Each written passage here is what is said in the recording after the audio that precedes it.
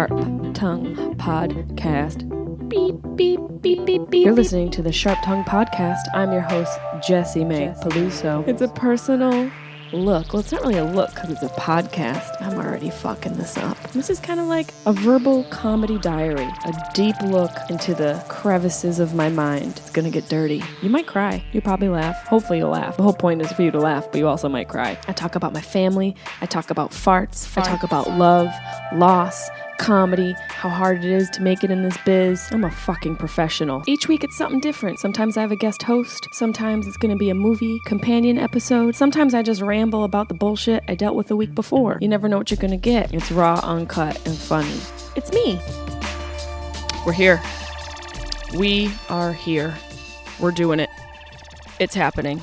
It's a true situation. It's my mother's birthday. And she's not here. She's dead.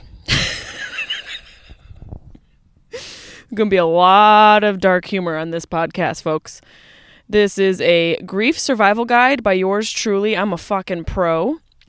I'm out here at my sister's nature reserve, and I am day drinking. I'm drinking I got some of my favorite wine to deal with the grief. I know it's not necessarily the healthiest approach, but you know what? Fuck it. 2020, am I right? My Our Daily Cab organic favorite wine. If you're somebody who's unfortunately like me developed wine sensitivities for some fucking reason, thanks a lot, universe. Just when I need you, you take it away. But luckily, I've got my organic wine in my cute little, I don't even know if this is what you're supposed to use these Yeti coolers for, but you know what? Fuck it. This is how I roll out here in the wilderness, the grief wilderness. I am learning to cope with this grief. You know, even though I already lost a parent, it's not any easier. You think you would get some sea legs on this son of a bitch. You know, my dog's outside. Hold on. Bunny! Oh, she's in the fucking pool area now. Oh, well, let's hope she doesn't fall in. She is now inside my sister's gated pool. What are you doing? Oh, my dogs are, honestly, between my wine and my dogs, they are helping me survive this experience. I have gone through grief before with my father, and that was a different type of grief. You know, cheers before we get into it. I don't know if you're drinking. It's like 11 a.m., whatever. It's actually 9:30 a.m. Pacific, 12:30 Eastern Standard. So essentially, realistically and truly, this is totally totes approps, especially if you're European, which I'm pretty sure I am. I mean, hello, my dad's family was from Sicily, so I think I'm just culturally appropriate right now. Drinking a little red wine in my sister's backyard during the day. Grief survival guide, step 1. Call in resources. Liquid and cannabis alike, which I also have in my front pocket. Let me spark this thing up before we get too deep into this podcast. Before we get too deep into the grief guide, let me spark up a little J, make sure my wine doesn't fall. You know, grass is not a really great place to set something down. You guys ever realize that? Any campers out there? Try and put something on grass. You're like, oh, this will be level. There goes your freaking day wine. I've got a little, you guys know I always have a roach. Look at this little sad ass roach. Got a little roach to spark up. Little dubs. Little liquid. And here we go. Well, it's good once it hits your lips. Remember before when I was like, exercise, get good sleep, and now I'm drinking wine and smoking pot at noon? If that's not real, I don't know what the fuck is. Look, I'm not trying to act like I have a handle on this grief. I'm just telling you I'm going to document how I handle the grief.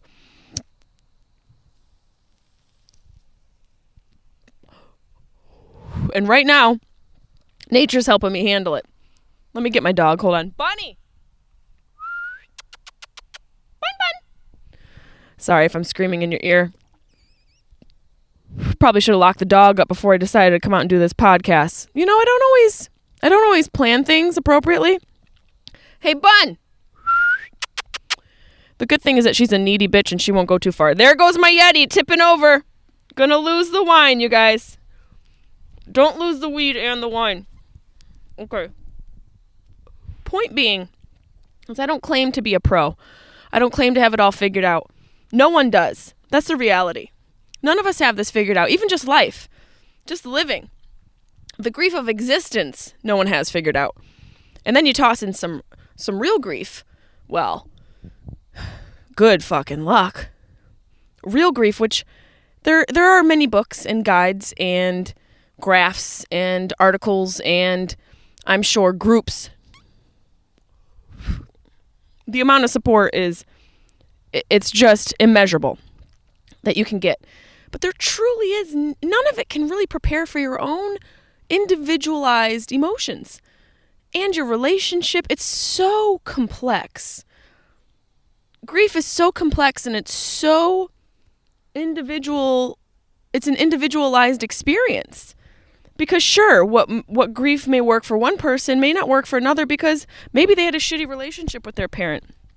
I had an amazing relationship with my mom and my dad. I don't want to spill this Yeti. I'm really, hold on. Okay.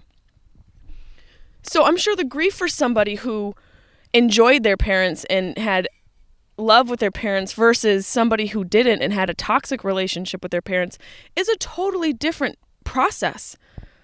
But for me, I lost people who loved me, people who supported me, people who were my biggest fans. And so trying to navigate that has got to be different for somebody who has parents who are shitty. I joked that it must be easier for people who have shitty parents to grieve them. But Arden Marine, who was on the podcast a couple weeks ago, she mentioned her tumultuous relationship with her father. She said it was a little bit more difficult versus her mother. So who knows? Who knows? That's the whole point, is to document all the emotions that I'm feeling, and it'll hopefully help somebody. I've been getting so many emails, text messages, DMs, what have you, about people reaching out and telling me how much this is helping them. And this, like I said before, this obviously I want it to help me, but it needs to help other people for it to make sense and for it to matter. I'm all about the contribution. I look like a pile of laundry. I wish you guys could see. That's why I hate podcast videos. Do I have to do video? Can't I just do audio? I'm in my favorite new sweatpants suit that my dispensary partner, shout out Papa Bear, Travis Turner, he purchased this for me because he's just a loving man. Him and his wife, they took me under their wing one day and took me shopping like I was an orphan Annie. But he got me an Aviator Nation two-piece. Hello. Who's a fancy bitch? I am. IR. Where's the dog? Bunny. Come here. Come on. You want to come on the podcast? Oh, God. She's going to knock over the whole set. Come on.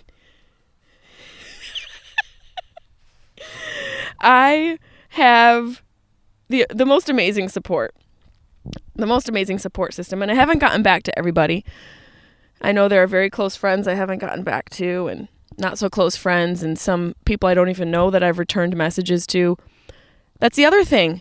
There's no rhyme or reason to responding to people's messages. The one thing I've learned the most, and I mentioned this before, is it's not my responsibility to manage anybody else's grief in this scenario other than my own. And if I respond to a fan but not a family member, that's just that's just how I'm dealing. It's how I'm dealing. Which brings me to my next thought. How am I dealing? There are the stages of grief. Let me Google them. I can't remember them because being in them makes it very difficult to remember fucking anything. Let me tell you that much. When you're going through something like this, my brain, I don't have the capacity for anything outside of just eating toast and drinking wine and tequila and smoking weed. I am truly inside a globe of grief. It feels like a snow globe of grief, except it's not like this cute little idyllic wintry scene with like Santa Claus and reindeers. Actually, it is. All the idyllic symbols and archetypes of Christmas are inside of this globe of grief, but my mom and dad are gone.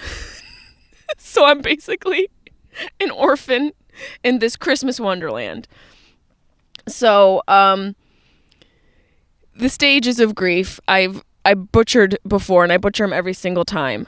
But according to like the specific grief model, the Kubler-Ross model, which, let's be real, okay, there's a model. It doesn't mean that that's the way it is.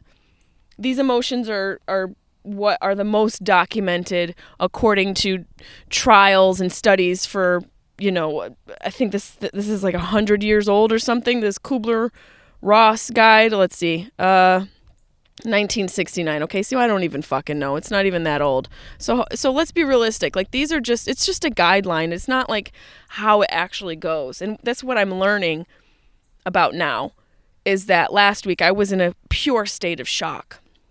Shock denial to be one of the first stages. And then anger, bargaining, depression, and acceptance. So there's variations of those. And I feel like I was here just talking about my dad's passing like a year ago. Wasn't I? Wasn't this just yesterday that I was here? Probably a different outfit. But wasn't I just here talking about what happened with my dad? And here I am again, and now I'm a fucking orphan. And I literally look like Orphan Annie with that. Didn't she have like that cute little dog? So according to Kubler-Ross, denial, anger, bargaining, depression, and acceptance. I feel like I've already been through all of them. And you definitely experience, well, for me, I experienced all of them within the first 24 hours. But briefly, just sort of like a Rolodex. Like, my brain was like, okay, denial, check. Anger, check. What is it? Bargaining, check. Depression, check. Acceptance, check. And now, a couple weeks ago, because it's been 2 weeks. This is the second week since my mother has passed. It's her birthday. She would have been 73. She passed on Friday the 13th, which is just so cruel. It's just so like her to be like, I'm going to go on Friday the 13th. Seems timely. It's been 2 weeks since she's passed, and for the first 2 weeks, I should say the first week, because it took me a week to travel from LA to upstate New York. It took me that long just to get here, which I'm really glad I did. For me, having the space alone with my dogs, I didn't go with another soul. I was staying in Airbnbs that were way off the grid. A couple didn't have Wi-Fi. You guys know, if you follow me, I like to be out in nature and kind of turn off, if you will, shut it off or get off the grid. I took a week, and for me that really helped. Having some personal space in between going to see my family right away gave me some time to process the emotions, the emotion of shock, which seems like a dichotomy to call shock an emotion, because essentially it's nothing. It is the anti-emotion. And probably, and according to a lot of studies, it is survival, your brain's way of protection, your brain's way of sort of shielding you from the blow that will come. It just won't be as hard, but then it'll be really hard, but then it won't be as hard. It's basically like being in the ring with, Muhammad Ali during his heyday, and you're a rookie boxer, but you have a lot of energy and you have a lot of, pizzazz because you're young, but you get up and then you get knocked back down. And then you get up and you get knocked back down. And then you kind of like dance around the ring. You're like, oh, I got this. This is easy. And then he hits you with like an uppercut and you're laid out for a week. That's what it's like to be in grief. So there's a couple analogies going on. There's the globe of grief with the winter wonderland, where I'm an orphan with my sister. So we're, 2 orphans, and we're older, so we're never going to get fucking adopted. Let's be real. And then there's the other scenario where it's just you in a ring with a just champion boxer. I don't know if Muhammad Ali was a heavyweight. I'm sorry. I can't keep up with all of the details, but he was a very fancy and very successful boxer person. So I know that analogy holds up. So the first week alone, it gave me time to sort of be in it. And so often We're so afraid to be in it that we pile on distraction, whatever that is.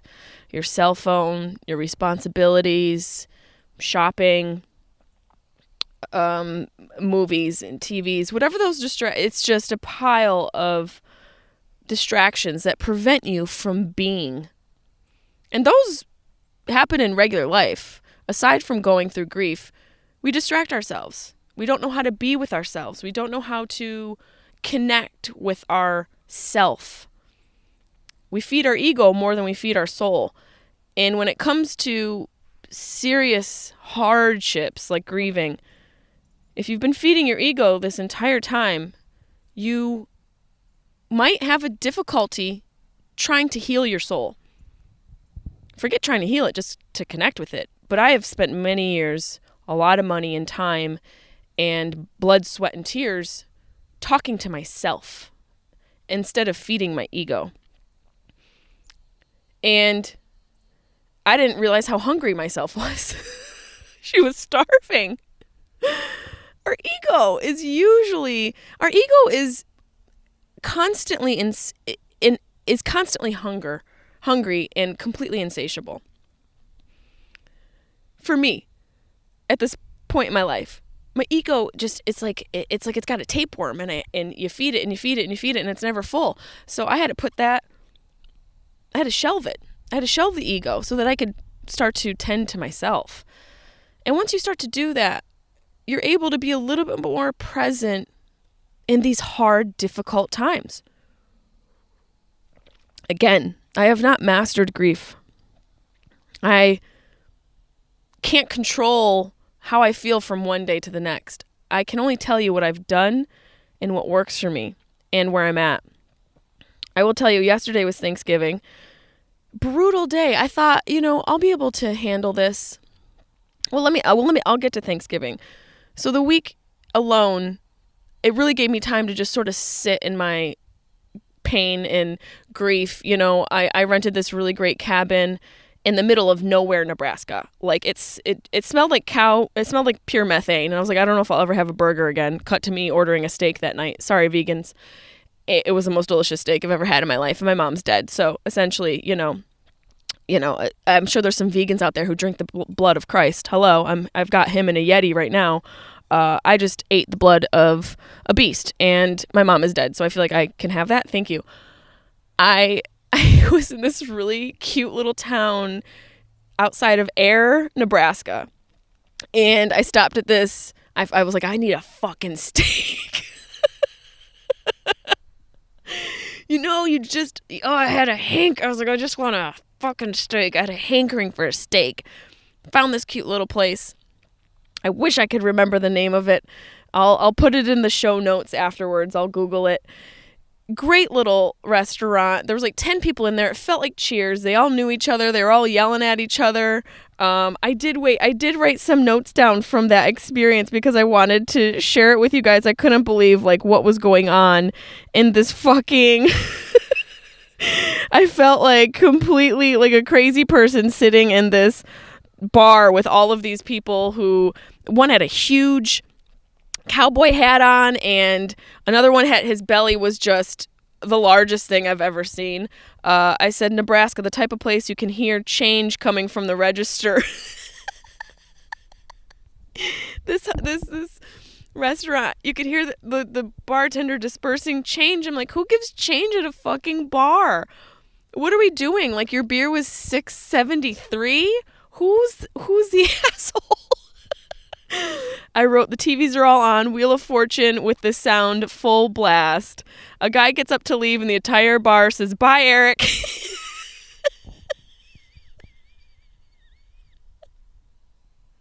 The whole bar is talking to one another. Oh, I can't believe I wrote this shit. A woman with a chaotically styled blunt haircut is killing the Wheel of Fortune game. I'm crying. Wait, this next part. I can't even see. This next part is amazing. This place revived me. That's why sometimes if you're such a strict person with your diet, maybe you should go off it, because it'll help you end up in a restaurant, in a bar with just the most colorful people you could ever imagine in your life, who are just couldn't be anywhere else but Nebraska. So I said, a woman with a chaotically styled blunt haircut is killing the Wheel of Fortune game. This bitch was killing it, and her haircut, it looked like she got it off of a shelf in a store called Karen for Karens. Hair for Karens. Karen. And the next note is, I can't even read this. An obese local. An obese local, not even an obese local man, that's what he was. I called him an obese local. Oh God, am I going to put this on the podcast? An obese local is checking everyone's temperature, a constant 99.5, to which he always says, "You're dead." This guy had like a travel thermometer, like the head thermometer that everybody's checking, which, like, let's be real, is it really doing anything? Oh, God. Sometimes I run hot. I'm a Sicilian. It doesn't mean I have COVID. He's checking everyone's temperature, and he checked mine. He's like, "You're dead." He checked the whole restaurants. Everyone's dead. Oh, my God. So the one thing that killed me is one of the locals, it was his birthday, and everybody said, "Happy birthday, Billy." And one of the guys, down at the end of the bar had like one of those huge, hard, off-white, like classic cowboy hats that looks like if you threw it against a wall it would smash. You ever see those ones that look so hard? You're like, is that made out of ceramic, sir? Why do you look like why do you look like Woody from Toy Story? What is that fucking hat? He had a huge hat on, so everyone said, "Happy birthday, Billy." And the guy with the hat said, "Hey, how old you gonna be, Billy?" And Billy said, 69. And the guy with the hat said, "That's the first time you ever had that number." I'm so glad I kept these notes. Oh, that moment really revived me. Those people revived me. The steak revived me. It was like something, Longhorn Steakhouse. It wasn't a chain. I'll put it in the show notes. I really wish I could shout it out right now. Maybe let me just look at my Yelp and see if is there like a search history on your Yelp? It just was like just one of the cutest places that I have ever been to, and it was it was a mom and pop shop. It wasn't like a, what do you call it, like a chain restaurant or anything. Oh wait, do I have, no, these are my preferences. Wait, here we go, you fuckers, I found it. Tommy's Family Restaurant. Let's see if this is right. Nope, that's not right. Sorry, guys. Is it the Hub Cafe? Let me see if that's it. It might be the Hub Cafe. Nope. Oh, God, guys. I really should just have this ready to go. Views? My Impact. Nope. Don't they have any more? They don't have any more, like my activity? Okay, let's see. We got to see this. Nope. Okay, I'm going to have to look for it afterwards. I probably should have wrote it down. Sorry, guys. I'm without a producer this week. That restaurant just truly, it revived me. It revived me and made me feel like I can go on. I think that's the most important thing, and also the hardest thing about grief is moving on. Not like I'm ready to move on. I haven't even gone into my mom's house since I've been home. But it's the hardest thing to do and the healthiest thing to do, to move on. It is, I think, the single most difficult thing about life when we lose people, yet it is the most healthy thing we can do if we follow steps that don't deteriorate us from the inside out, i.e. drinking wine out of a Yeti and smoking joints in a yard at noon. Again, I am grieving. Let me do me. I am living my truth. Nancy would want me to live my truth. No Pants Nance would appreciate it. I also always hear my mom in my ear telling me to keep working, to keep going, because I haven't had energy. I got to be honest. That's why I didn't have a podcast up this Tuesday, because I couldn't do it. I couldn't fucking do it. It was, I evolved from shock into like anger so fast, and I think I skipped a fucking step. I feel like there's something in the middle there. Oh no, it goes right from shock and denial to anger. But I'm not really fully in anger, and I'm not fully in shock. It's like a shanger. I can just hear the guy who left that one review about me laughing at myself, and I hope he feels bad about himself, especially in this episode. I'm in a shanger. It's like a Shangri-La feeling right now of shock and anger, because shock is such a strange emotion. Like I said, it's the anti-emotion, and anger is anger's the bulldog emotion. Anger's like, it's got so much momentum, and hard-placed momentum too. It's like, where do I put this? I can't be around toddlers. I got my sister's kids around, and I'm like, I could just toss one of them into the pool. No one would notice. There's two. Who's going to miss one? I mean, I would never do that. It's just feelings, and feelings aren't real. Feelings aren't facts. But I'm in this shanger space. It's like there's these emotional limbos that exist between all of the stages of grief. There's one between denial and anger. There's one between anger and bargaining, and there's one between bargaining and acceptance. Is that right? Oh no. Oh fuck. I try to get to acceptance too fast. It's between bargaining and depression. Shit. And then you go from depression to acceptance. God. What a haul. What a haul. Between just right from depression, then you're like, I'm fine. Totally cool. Everything's fine. You're like, I don't want to wake up to everything. Maybe you go from I don't want to wake up to I'm not going to wake up. You just accept the fact that you're not ever going to get up. Look who's here. Come here. Speaking of getting up, get up here, Chippin. Come on. Oh, God, my dogs. See, animals, they learn how to manipulate you. Once you show them they don't have to do the full job, they'll never do the full job ever again. So I am in this shanger and teetering back and forth. I truly am. And as much as I say these stages of grief are fluid and it's not so black and white, I can feel it. I felt myself navigate between shock and anger just this past week. I think the holiday really drove it in for me. I think, having it be my first holiday without my mom, first Thanksgiving, her birthday, she's not here. I think the shock was like, well, we got some work to do. And then I didn't want to celebrate. But let me talk more about my road trip before we get into Thanksgiving. I had an amazing stay. The Airbnbs, the people who ran the Airbnbs were above and beyond kind and showed me so much empathy and generosity. The place I stayed in Nebraska was so beautiful. You guys, I probably should put the links up so you can see it and go for yourselves. I'll put the links up to the restaurant. I'll show you the Airbnb. The guy told me I could stay as long as I wanted to the next day. He upgraded me to a bigger farmhouse. I just said barn house. I was in a barn. I slept on a barrel of hay. Hey, that's considered an upgrade when your mom is dead. Everything's considered an upgrade when your mom is dead. He gave me an upgrade to a bigger farmhouse. I only had to inseminate a few cows, but it was worth it. I got to keep the gloves as a souvenir. So I feel like it was, who's the real winner here? And then I went from Nebraska.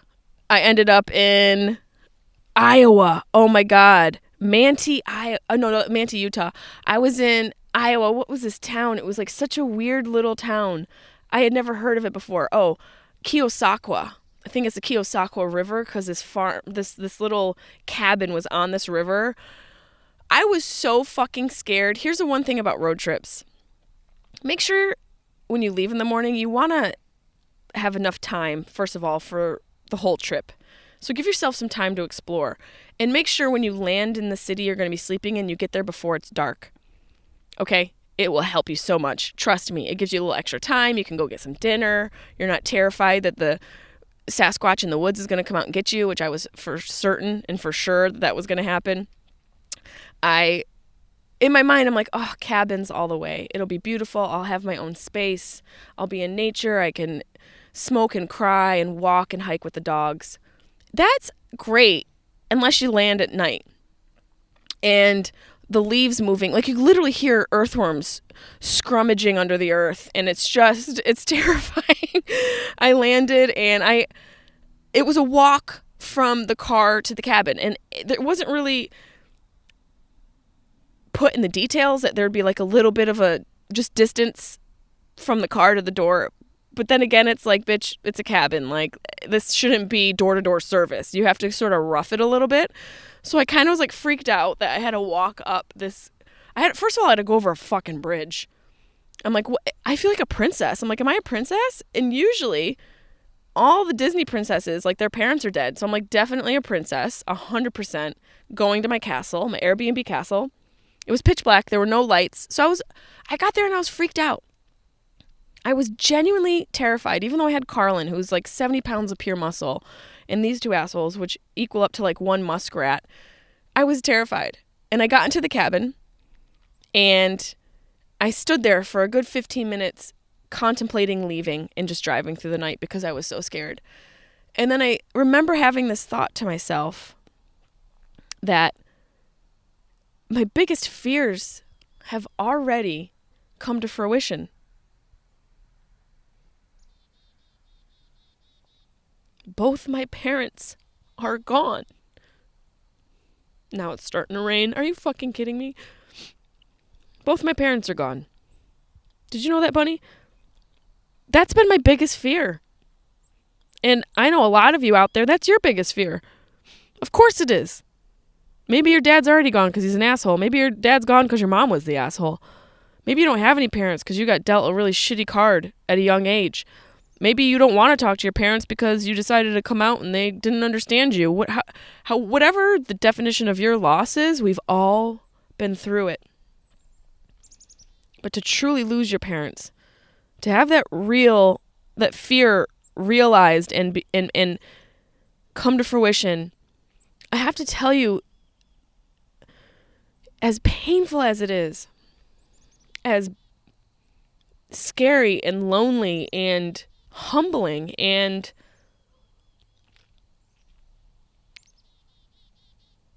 whatever else you could think of, there is a freedom in it. There's a release in it. Having your fears realized, you realize they aren't that scary, and they weren't to begin with. It was just the fear of the fear that keeps it fueled all along. And the one thing I can say is, if your parents are still with you, or whoever in your life that you love, instead of focusing on being afraid of losing them, celebrate what you love about them that you still can enjoy. Celebrate it. Just experience it. Exploit it. Whatever you can do. Reap every fucking moment. But the fear of it isn't as bad as the reality. And I'm not saying it's not painful, but I am here in this leopard print camping chair that I've had for like 15 years. My very fancy Aviator Nation coordinate sweatpant outfit. Tie-dye, you're welcome. My day wine and my Yeti. And I'm okay. And I'm not okay. And I'm okay with that. I said that to myself one day. I should probably put it on a fucking coffee mug or something. I'm okay and I'm not okay, and I'm okay with that. Because people always ask me, are you okay? No. And yes, but no. But it's fine.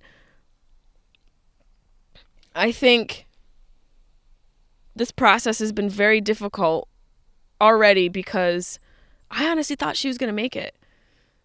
With my dad, I said in the beginning it was different. The grieving was different because we had to grieve him while he was still alive. We lost pieces of him every single day. We saw him slip away slowly and slowly and slowly until he was a chrysalis of himself, and the only thing that would emerge from him wouldn't be this beautiful butterfly. It would be him passing on into another life, which could essentially be a butterfly.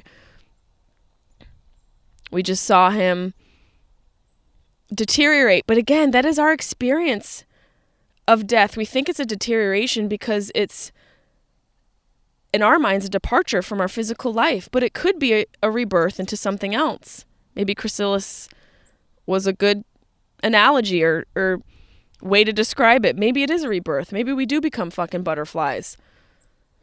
I don't want to be a butterfly. I feel like they don't live as long. I want to be like a horse. Like a wild horse. Then every time some dude would try to ride me, I play hard to get still. Like, no, you can't get this. You gonna bareback it? What? I just felt like, I just felt like Michelle Buteau there. She's a really hilarious comedian.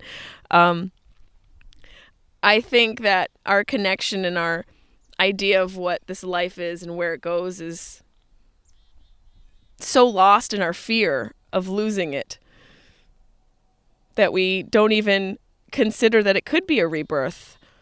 We don't know. I used to joke about death, and I'd ask the room, who's afraid of dying? Everyone would raise their hands, and I would be like, all right, has one person experienced it? No. It's the thing we fear the most, yet we can't experience it. So it's already an irrational fear. But losing them was my greatest fear. But maybe to the point of this physical loss, maybe it's not a loss. It's a transformation of love. Their love has to get reimagined through my eyes and through my life and my experience and how I live outwardly to other people. Their love can still be manifested through me and my sister. Man, that was some pretty good weed, huh? No, I'm just smart. I'm a deep bitch. I think it is a loss in the sense that they're gone physically, but it is a gain if you allow it to be a gain. You can find ways to still feel connected to them. And I remember I was texting with Whitney when my mom was sick, Whitney Cummings. And I said, I just feel like my heart is completely fucking broken. And she just said, make sure it breaks open. And I think about that a lot. That you have the choice to allow your heart to break in or break out. Break down or break open. And essentially one can't exist without the other. You guys know my dope life coach, Brett Costin, my therapist, there is no breakthrough without a breakdown.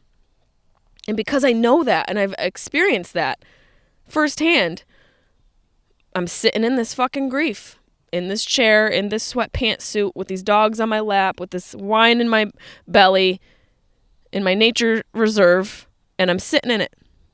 Don't want to do this fucking podcast, but I do because I know it's my contribution.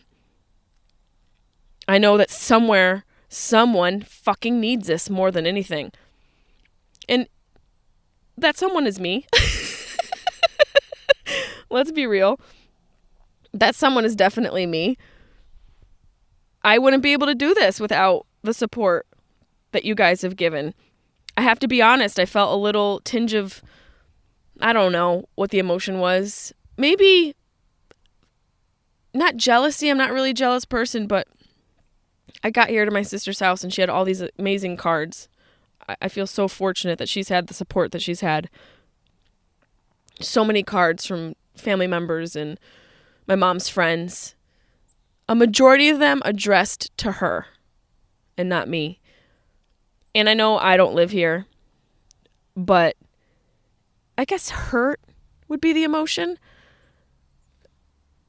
But maybe because I'm still struggling with the connection to my mom, and I want them to know that I'm still connected to my mom, and I want them to know that because I want to feel that for myself. I don't need that. Maybe she got extra love. Maybe it just meant that my sister got extra love from them by omitting my name. And they poured it deeper into her because she needed it. But I still felt like, damn, I'm still her daughter. I'm a person. I fucking hurt. Put my name on the card, Dory. No, actually, my mom's friend Dory sent me a card myself. But so many emotions come up that you don't even realize you had. Shanger. It's a new one. Shocked and angry. I still haven't been to my mom's house. The house that I go to and stay at when I come home. I normally don't stay at my sister's. I stay at my mom's house in my old bedroom. Have not been there since last year when my mom was still alive. It's pretty fucked up. I didn't stay there when my mom was sick in the hospital, and I haven't been able to go back because I'm fucking afraid. But I miss her, and she's there. You know, so much of her is in that house. Her smell is still there. My mom's smell is everywhere in that house, and her touches are everywhere. I'm afraid. I'm afraid of feeling a little bit, but I also miss her. I want to be connected to her, so I'm going to go over there and just allow the emotions to come and maybe drink some of her boxed wine, put on some Stevie Nicks, and dig in deep. It's funny with that viral video of that dude, I forget his name, the one with the cranberry ocean spray bottle of cranberry juice on his skateboard listening to Dreams. That's my mom's jam. That's like my mom's theme song. I'm sure a lot of your mom's theme song too. Like if I said my mom drinks boxed wine and listens to Stevie Nicks and Fleetwood Mac, I'm sure a majority of you would be like, is your mom my mom? That's my mom's jam. So I might just have to go and dig in and feel those emotions. And maybe I'll, instead of digging deeper into anger, maybe I'll have some denial or acceptance. Maybe some bargaining. Maybe I'll be jumping around the Kubler-Ross fucking scale a bit. You know? My emotions changed coming home from being shocked while I was driving, an incomplete shock the first week, to shock and anger. Shanger. I'm in Shanger here. And I think they changed because shit got real once I got to my hometown. My mom is here. She's everywhere. She's in this wine. I'm about to drink her. Is that weird? She's literally everywhere.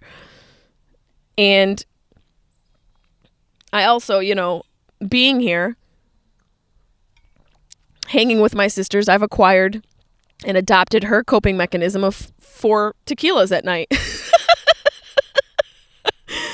Which fucks up your vibes a little bit and your vibrations. Alcohol definitely, you just think about the word alcohol, it hauls you down.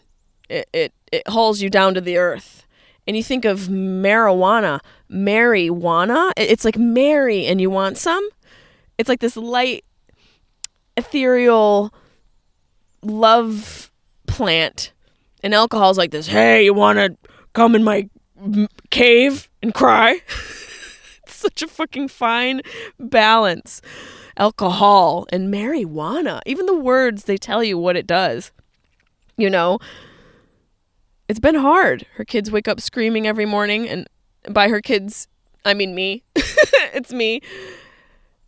So I'm drinking at night and waking up to toddlers screaming in the morning, and I'm like, my sister's in her own natural grief without even having dealt with the grief of losing our mother. She's in her own existential grief here, just being a mom of toddlers. You know?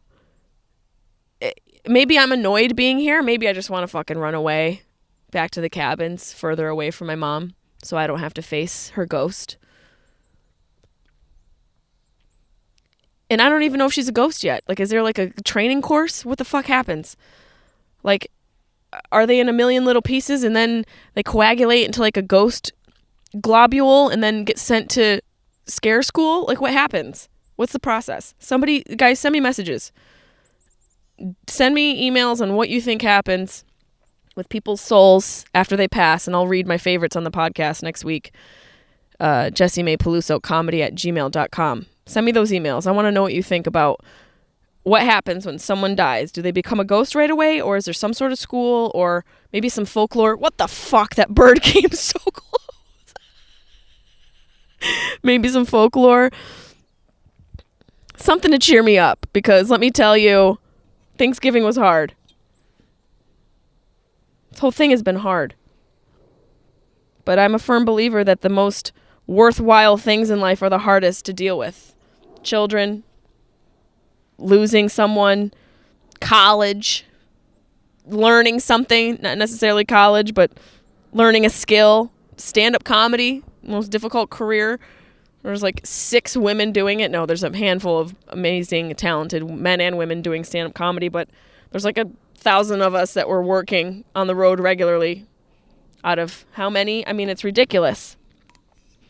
You know, I think the hardest things are the ones that are most worthwhile. So I almost couldn't do it yesterday. I almost couldn't go to Thanksgiving. Just come downstairs to hang out with family, because it wasn't my family.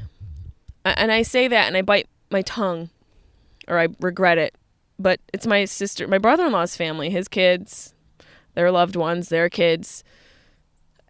It's the first Thanksgiving where my mom and dad are both gone, and my only real family is my sister, if we're speaking specifically.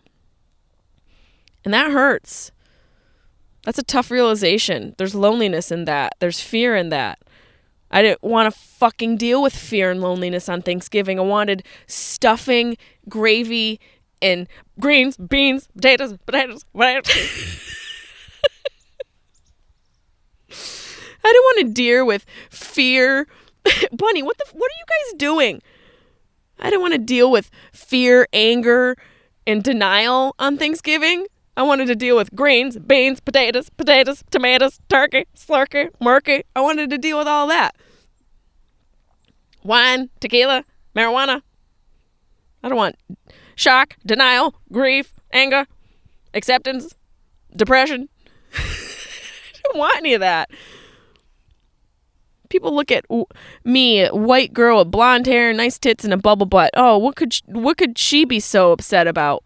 Suck a giant dick. But don't do that, because I'm not that type of person, but kind of do it. Just the tip for me. You know, it's... the book doesn't always match the cover. Is that the saying? Don't be fooled by the cover of the book, because the words are different. Whatever that saying is, that's people. Everyone you meet is carrying something so heavy. There's a saying that says, you know, some people... I'm sure Debbie is laughing at me right now, because I always try and remember these fucking sayings.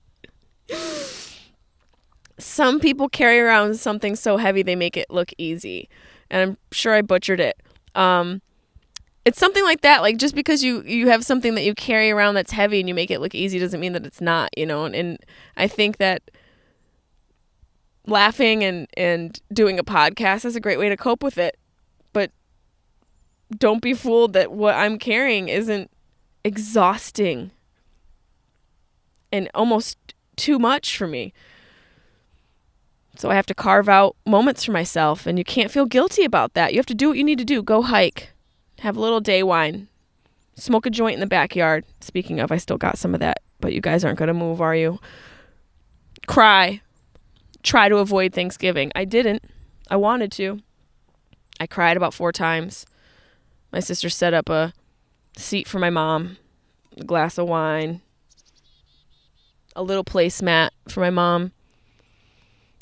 Elliot, my nephew, took a fork from my mom's setting, and I wanted to fucking scream. I wanted to scream at him. and I had to stop myself because he's just a little boy who wanted a fork for his food. Why wouldn't he get a fork at the fucking drawer where there's forks and spoons and knives? No, he had to go and grab Mammy's fork. Okay, fucking fine. It's little things like that never would have bothered you before, that you have to learn what it means, where it's coming from, and how to process it. Not manage it. It's not about managing things. It's about processing them. Because you can manage things and still hide them. You can't hide them while you're processing them. They have to go through the process. So that's what I'm doing in my Shangri-La. This is my Shangri-La. Here, the wine, the weed, the dogs, and the tie-dye coordinates. This is my Shangri-La. My shock and anger law. LAW. That's what this is. The grief survival guide. This is the Shangri-La. How to deal with it. Where do we go when we die? That's what I want to know. I want to know what happens. But we're not meant to know it. If we knew it, there wouldn't be so much pain associated with loss. We'd take this life for granted, just like everything else, just like our own family members right now who are still alive, just like our kids, our job, our health, just like everything that we just forget isn't owed to us, we take for granted. Where the fuck is this dog going? Is she pooping back there? Oh, she's just scooching around. If we didn't have some sort of end to this, we would totally take it for granted, take advantage of it. So don't do that. Figure out a way to be more present. Figure out a way just to be in your emotions, and don't have guilt surrounding your need to request to carve out time for yourself. That is not selfish, that is self-care. Because the more present you are for yourself, the more you can be for your loved ones. The more you can process your emotions, the less you'll react. And the more you can understand that you're not meant to understand everything, the more you'll be able to just exist and enjoy this moment. Where's my dog? Bunny. Oh, there she is. She's up in the weeds, or the woods. Is there any weed in that wood? I should go look. There's got to be something wild, some sort of ditchweed back there, right? There had to be like a seed floating on one of these nor'easter gusts of winds up here in upstate New York. There's got to be some sort of scratch weed back there. I'm going to find it. That's what it's about. Discovery. Learn how to discover some new things. And I'm learning how to discover this new existence without my mom, physically. Hopefully she comes and shows up somehow. My dad came through on a fart machine. I don't know what the equivalent for my mom would be. A box of wine? Like, I don't know. Oh my God, I forgot I had notes from her in my pocket. Isn't that funny? I totally was like, when's she going to show up? And I forgot. I put her notes in my pocket because I wanted to read them to you guys. My mom and I've saved almost every single card my mother's ever mailed to me. I've lived outside of my home for almost 20 years. I moved away when I was 18. And my mother and I always wrote notes to each other. And I've kept almost every single one. And for that, I am so fucking grateful. For that, I am so fucking grateful. You know, because these are the little things. You realize, this is another quote. You realize that in the end, the little things were the big things. And I don't know who said that. Somebody really smart. There's another quote that I read from Joseph Campbell, who I love, who said, find a place for joy on the inside and it will burn out the pain. And that's what joy does. Joy burns away the pain. You have to create a space for joy yourself. And I do that. And some people don't know how to do that. And I think specifically my sister's struggling with that. And maybe me being here will help her. And I just hope that she can find space to process her sadness and to also feel less pain and feel encouraged to experience some joy. This is a note from my mom. Hi, honey. Just a few things, including a new designer turquoise pumpkin. Hope you like it. You'll be here soon for a visit. I've missed you so much. There's no one to mock me around here. I love you to the moon and back, Mommy. Now, this turquoise pumpkin she talks about in this card.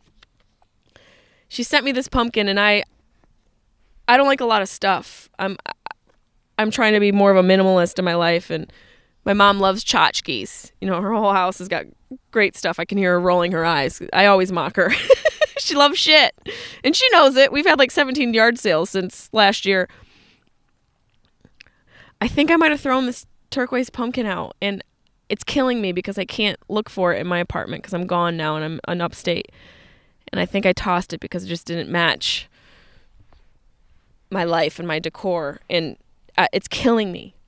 It's killing me. And that's why it's important to realize the little things are the big things. I'm not saying that this pumpkin is the big thing, but it is the big thing because it's something she got me. But also realize that your relationship with loss is one of the most important relationships you can have. And the first time around, I had a really hard time with that with my dad. Losing things. There was a shirt I had of his, and I fucking threw it out years ago, and I was a 20-year-old, and I didn't think it was cool. And I want to fucking go and punch that girl because it's something that was his, and he's gone, and it's something that can maybe bring him back. Like, that's just the irrational thought you have. It's a little thing, but it felt like a big thing. And I was so hard on myself for so long over that. And now, the second time around, this turquoise pumpkin, I have to let that go. And it's a little bit easier now because I realize the value in letting things go, how much lighter I feel and how much more space I have and capacity for the moment. The more you let go of things from yesterday, the more space you have for the things today and the less you worry about tomorrow. That's all we can hope for. I hate to be cliche and say tomorrow's not guaranteed, but it's not. And I'm so fortunate that I told my mom I loved her every single time. And the last time I talked to her, I could see that she said she loved me.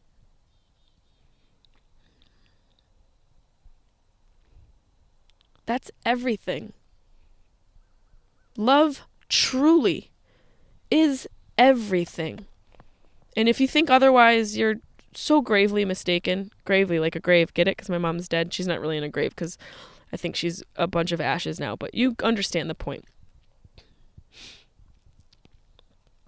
Love is everything. And the sooner you open yourself up to it, the sooner it will set you free. Let your heart break open. Thank you, Whitney Cummings, for that. Thank you. Thank you to everybody who's DM'd me this past couple weeks. I have so many messages on my phone from various people sending me love and support for what I've been going through. I can't even begin to thank all of you. I do have a couple saved here that were just so sweet. I mean, I honestly am blown away by you guys. You take time to message me. It's so sweet. One girl, she says, this is Sarah Bear, 1021. I'm so sorry to hear about your mom. My heart breaks for you. Sending you love to you and your family. It's like a real friend lost her mom. I'm crying for you. You have so many fans to help you get through. And that's so true. Thank you to my fans. I appreciate you guys so much. So sorry about your mom passing. I'm putting some high quality cannabis in the air for you tonight. Hope you feel the love from everyone you touch. That's Amanda Kircher. This was a special one. This was from Danielle Higman, who I went to school with. She said, I remember Nancy strolling down the hallways at Salem High, always so pretty. I knew we weren't great friends. We knew each other in high school. We just weren't tight. Sometimes it's easier to talk to someone who's been through it. She lost her mom when she was 18, but she said she apologized for everything. She gave me her number to call her. I mean, you guys are so sweet to send me all these messages. Ashley Alt, first off, wanted to say how sorry I am about your mom. She's so cute, and I always enjoy when you had her on the podcast or would post a video with her. I know she's very proud of you.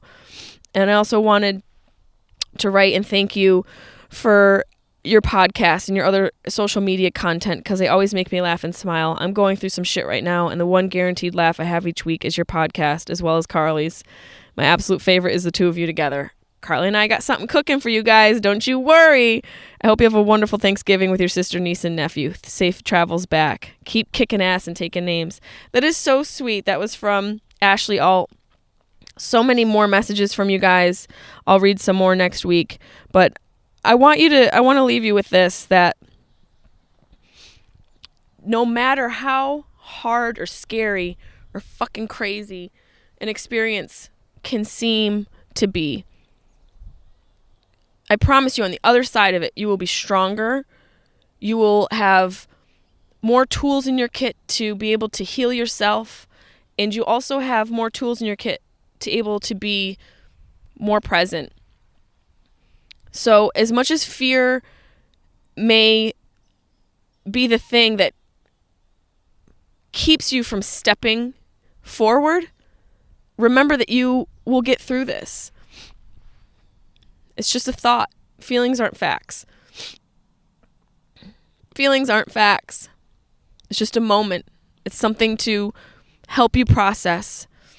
Fuck that. Feelings really do feel like facts, though. I know I've said that a few times, but now I'm saying it doesn't really sound right.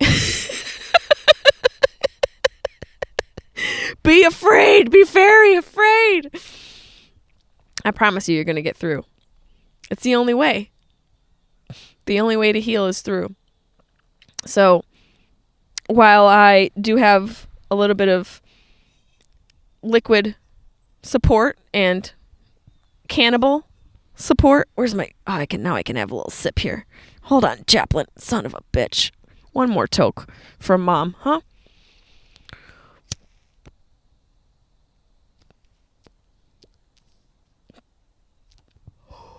What the fuck is wrong with my lighter? Oh, I'm out of gas. Is that you, Mom? I'm going to go into her house.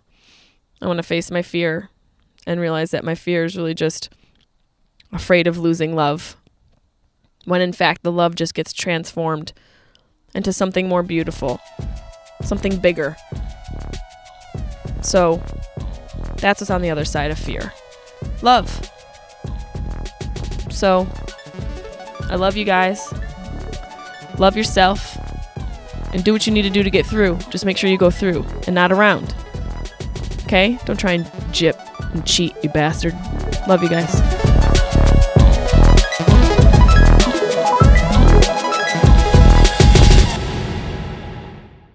Happy birthday to you.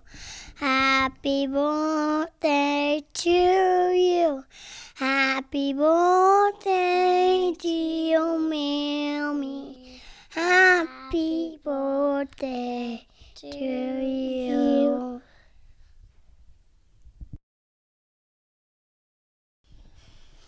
Did you know your brain is your third eye?